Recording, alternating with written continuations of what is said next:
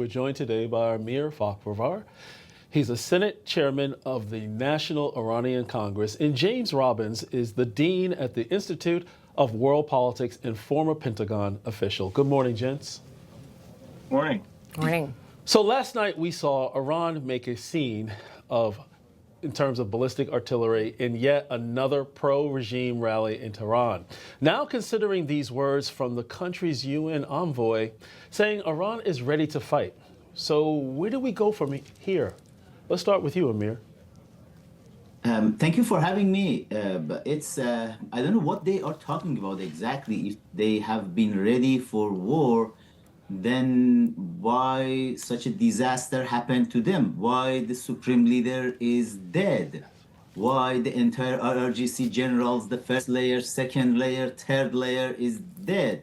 Why the entire IRGC bases all over the country is destroyed? What happened to their nuclear facilities? Why those are destroyed? That means they were not ready for war. It was just as I mentioned several times, this is China's proxy war. The Iranian regime have been acting as China's proxy, and they just stored all the missiles. They bought it from China, gave them oil, and the Iranian oil and the Strait of Hormuz is kind of the lifeline for China's economy. And China wanted to just use them to bother United States and Israel and US allies. And definitely they were not ready for any type of war when they were at their strongest position, the Iranian regime. Right now, they're at the weakest position. And yes, it's a cash business over there. They really need that $500 million daily cash. And that's the reason they are asking for the U.S. blockade of the Strait of Hormuz to be ended. And that's a hostage crisis. Last night, it's supposed the Iranian negotiations supposed to go to Pakistan, but they didn't go there because the IRGC general Ahmed Vahidi, who is who have been involved in many cases in the world, and he detained the negotiators, Araqchi and the Ghalibaf, didn't let them to go to Pakistan. It's the broken leadership, totally. Yeah, and it does seem like the leadership is extremely fractured. And James, I want to bring you in here. And basically, even if Iran, they did decide they could make a deal, can they even be trusted? Let's take a listen to Lieutenant General Keith Kellogg with Rob Schmidt last night. I think President Trump has a right with extending the blockade, which is good.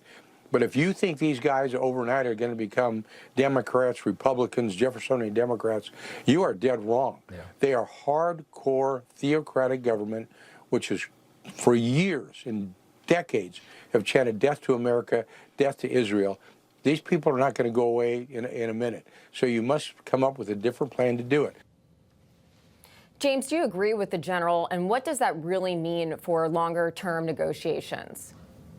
Well, yeah, I agree with General Kellogg. The regime is not going to abide by whatever deal they sign. I'm surprised they don't just sign any old deal and go on with their lives.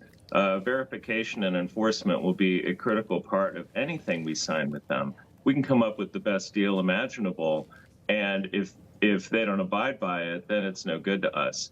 So, the fact that our negotiators can't even talk to them, that's interesting in and of itself. That says a lot about the chaos that's going on in the regime. As President Trump said, we have to wait until we find out who's actually in charge over there. But once we do get negotiators to the table, they'll hash out something. But it'll be like the JCPOA. They won't let inspectors in. They'll dodge on what the requirements actually say. And then they'll go on with some kind of covert nuclear program anyway. So, General Kellogg's absolutely right. These aren't the people in the long run that'll be looking out for U.S. interests in that region. And let's not forget the continued aggression amid this blockade. We're learning this morning through Iranian state media that 2 ships were attacked by the Revolutionary Guard and is now in Iranians' custody. This as the U.S. boarded and seized a stateless ship in the Strait earlier this week. What does this mean for during this extended period of a ceasefire, and how long will this actually take where the 2 sides actually come together, sit down, discuss, map out a way forward, and actually bring this war to an end? Amir? It's, the only language that reminding of the Iranian regime they understand is the language of force. And negotiating with them doesn't mean anything. As Dr. Robbins mentioned, you cannot trust this regime. They cheat, they lie, and they kill. Every day they are just executing one protesters to just send a message to the world.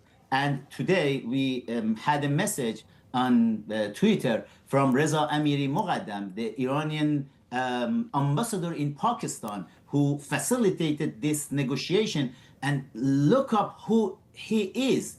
He has a red notice of FBI on top of his head because he was involved in kidnapping of the FBI agent Bob Livingston. And all these people, all these negotiators, they are terrorists too. And this type of negotiation will not go anywhere. And just striking them to the end of the regime, it's the answer. And to make sure the regime is weak enough, then the Iranian people inside can take care of the situation, which we are very close to that point. Responsibility of the other Gulf nations who also want to see peace in the region. And do you think they will have any influence on Iran? As I said, China is a very big player, the major player in this war right now. And China have been trying to build relationship with all the Arab countries in the Persian Gulf. And they had a good relationship with Saudi Arabia, with UAE, with Qatar, with all those countries. But right now, if you look at the messages between the China's leadership and the Saudi Arabia or UAE's leadership, you can see China is nervous. And you can see that Saudi Arabia, UAE, Qatar, all those Arab countries, they are allies of United States. The European Union have not been helpful. The NATO allies, they were not been helpful in this fight. But definitely the Arab countries, they became the new allies of the United States. They want United States to be there. They're ready to pay for everything US needs to stay there. They are ready to work along Israelis to make sure the threat of the regime of Iran is gone. And they are not going to back down on this one because, they didn't think this type of strike against them will happen from the Iranian regime when they have seen thousands of ballistic missiles, Chinese ballistic missiles, is coming to their oil facilities from Iran. They realized, it's not a game anymore. And it's the matter of death and life for those Arab countries. And they will stay to the end to make sure this regime is gone. Right. Thanks so much, Amir and James. We appreciate your commentary this morning. Yeah, thanks, gentlemen.